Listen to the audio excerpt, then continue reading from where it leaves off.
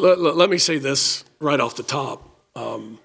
Man, ton of respect for what Milwaukee is doing. You want to talk about a team that is really banged up and depleted. I think Bart and his staff to keep his team as competitive as they are and play as the way they did tonight. Never. I think we got 13, maybe was that lead at one point, or 11. Comes right back at us and cuts the lead. Can't say enough good things about how they're competing amidst some really challenging circumstances. And that said, we've got a few issues of our own that way, and so we're a little funky, little out of rhythm offensively. I think more than defensively. I think defensively we're really making some strides the last several games, but we're really glad to see a total team effort. For L.J. Wells to get in foul trouble, only played 24 minutes. Obviously it was a big thing with no Kel Robinson out there either. And I thought, collectively our guys really responded to that. Can't say enough good things about Bryce Darbyshire and the energy and the toughness that he brought us tonight. And then, again, great response from our guys. We've spent the last couple of days, including today, in live action, like a real practice in our walkthrough of trying to defend better in those late game situations. And it's not an effort thing or competitiveness thing. Our guys have done a great job of that all year. It's a basketball intelligence thing. It's a discipline thing.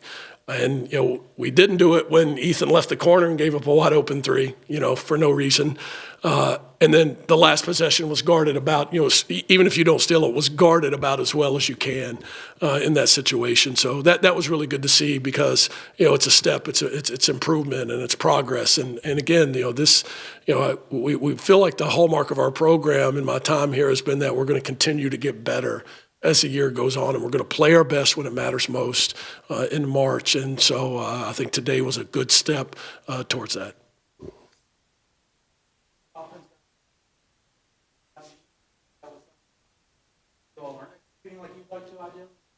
I think it was both, right? Again, give Milwaukee a lot of credit. They switched a lot. Their bigs did a tremendous job of switching on guards and really stretching out and making it hard for them to drive. I think we settled a little bit, but I think some of that was them. But the biggest part of it is no L.J. Wells, right? Everybody thinks you got to have, a scorer or key guards to handle the ball, but we've got a special five-man because you can run offense through him. He's as good a decision maker as we have on our team, and he's a guy that you can just throw the ball to when you need to. And so, I think that was a huge part of it. But give Milwaukee credit. I thought their switching bothered us, and their guys really competed and got some big stops. Big difference in the first half of the offensive rebounding. That going in as an advantage one might have. Yeah, I don't think that's an advantage any game, and I definitely don't think it's an advantage against Milwaukee, who we have a ton of respect for as a physical rebounding team. It was an emphasis heading into the game because, again, we're without Kel, and Donnie can't play, and we got some guys out of position, guys handling the ball a little more than we'd like for them to.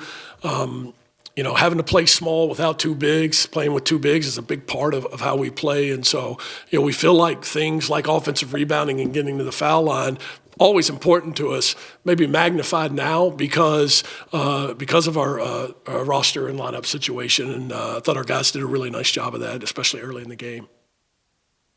A little extra special in the way listed off. Yeah, let me say this. The crowd was fantastic. Really good to see so many people in the stands. I think that, what makes this place, such a great place is that, people care. When we've got a lot of people in the building, it changes the atmosphere. It helps how our guys play, and I think it's pretty fun to watch. It's good college basketball, and so hopefully we can get that same kind of crowd even without homecoming. But a lot of fun to play in this environment and to get a win in it.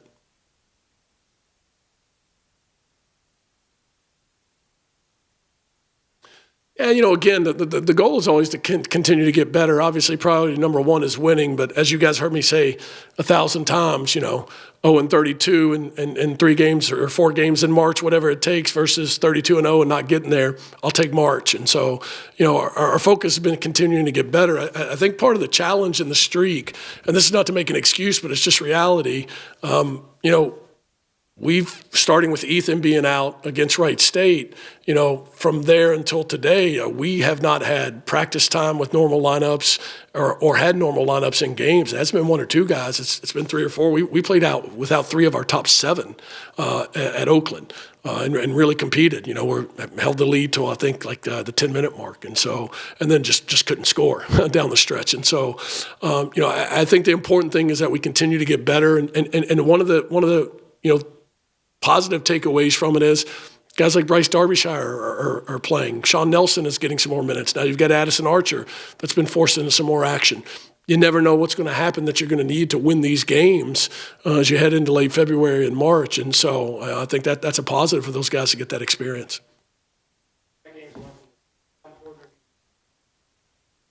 Well, I think they're really important from the standpoint of, what we just said. We can't control what goes on around the league. Try to control what you can control in terms of winning as many games as you can to get the highest seed you can. But more importantly, continuing to get better as you're doing that. So you're playing your best basketball when it matters most. And our guys had a tremendous practice yesterday, tremendous. And I thought that really carried over today. Career win 300 for you, is that special? I mean, only from the standpoint of, it just means that I've been really blessed to have a lot of really good players and great staff around me, and been very fortunate to have, three different athletic directors and presidents give me an opportunity to do this. But other than that, we're just trying to get the next one, man. Trying to get the next one. So thank you all.